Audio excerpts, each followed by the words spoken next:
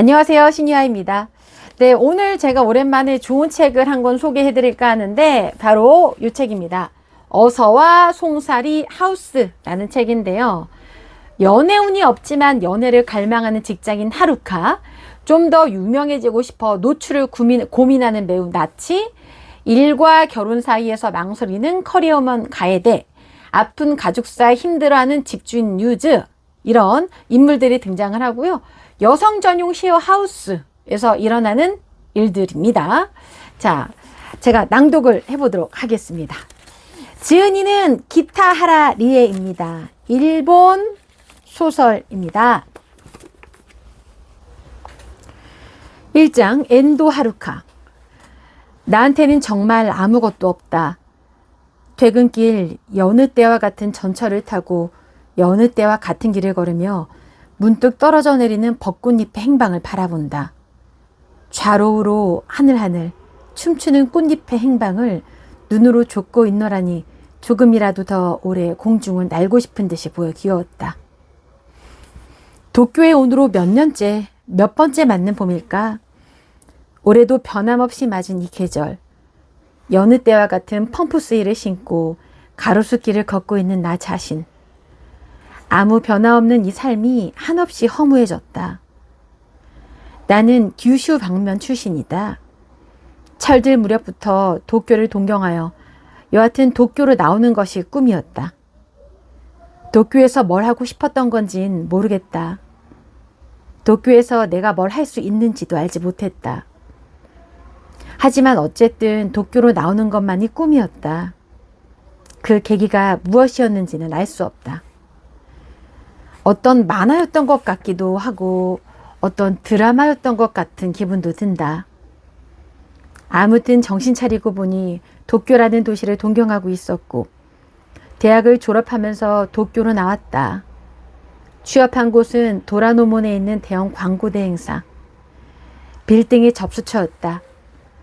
도쿄로 간다는 목적을 달성한 그때부터 내 머릿속은, 아니 머리뿐만 아니라 몸도 마음도 다 텅 비어버린 것 같다. 목적을 잃어버렸기에. 매일 보게 된 도쿄타워의 붉은색에는 곧 익숙해져 버렸다. 가끔 다른 색으로 라이트업 되는 것을 올려다보기도 하지만 역시 도쿄타워는 빨갛구나 라는 생각이 떠오를 뿐이었다. 몇 차례 건너가 본 적 있는 레인보우 브릿지도 막상 나 자신이 건너는 동안에는 이 다리가 아름다운지 어떤지 알 수 없기에 들뜬 기분도 얼마 가지 않았다. 도쿄에 오는 것만이 목표였던 나에게는 구체적인 무언가가 아예 없었다. 돌이켜보면 옛날부터 그런 식으로 살아온 듯한 기분이 든다. 별거 없지만 뭐든 그럭저럭 해냈다. 가끔은 못 해낼 때도 있지만 그렇더라도 괜찮았다. 무언가에 푹 빠지는 일은 없었지만 가끔이나마 연애나 우정에 남들만큼 열을 올린 적은 있다. 첫 남자친구는 중학교 1학년 때 축구부에서 잘 나가던 선배. 인기가 많았던 그 선배와 사귀게 되면서 여자 선배에게 찢겼지만 부침성 있게 다가가 아양도 떨어가며 잘 헤쳐나왔다. 옛날부터 사람을 상대하는 일이 싫지는 않았고 굳이 말하자면 탁월한 편이어서 그럭저럭 즐거운 추억도 많다. 나름대로 땅에 발을 붙이고 살고는 있다. 삶에 대한 무력감에서 헤어나지 못한 채 인생을 한탄하는 일도 없다. 한마디로 정말 평범하다. 화려한 세계에 관심은 있다.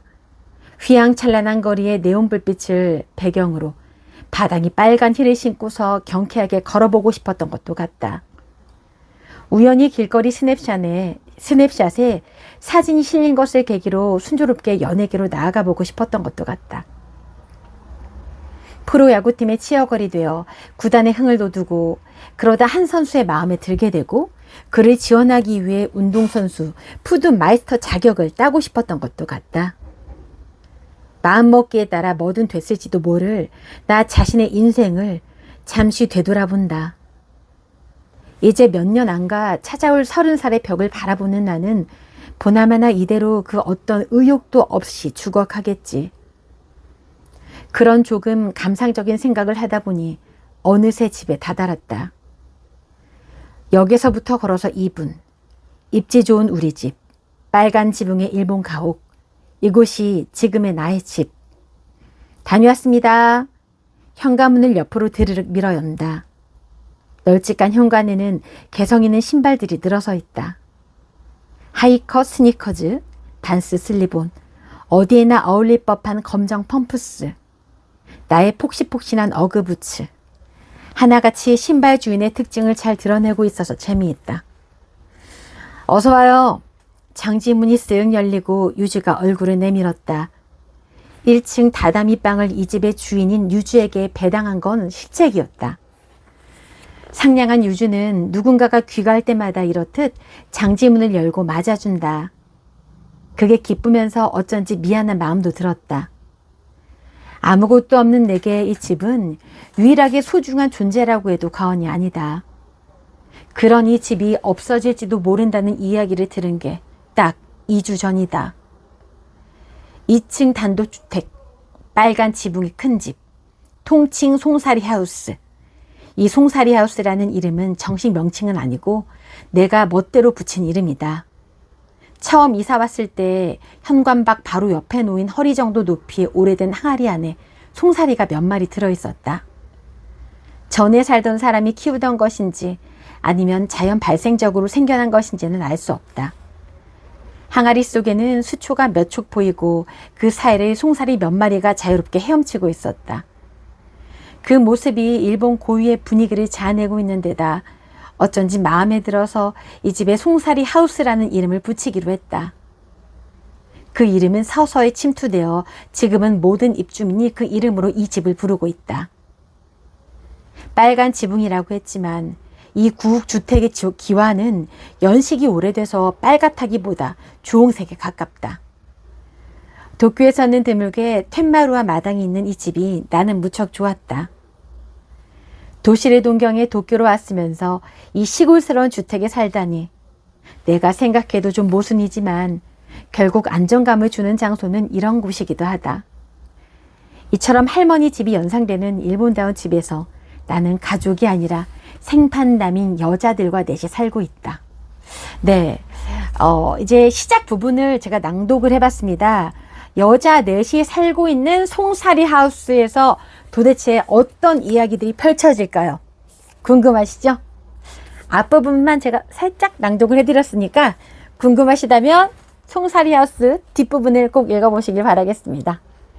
여러분, 오늘은 어서와 송사리 하우스를 낭독해 보았습니다.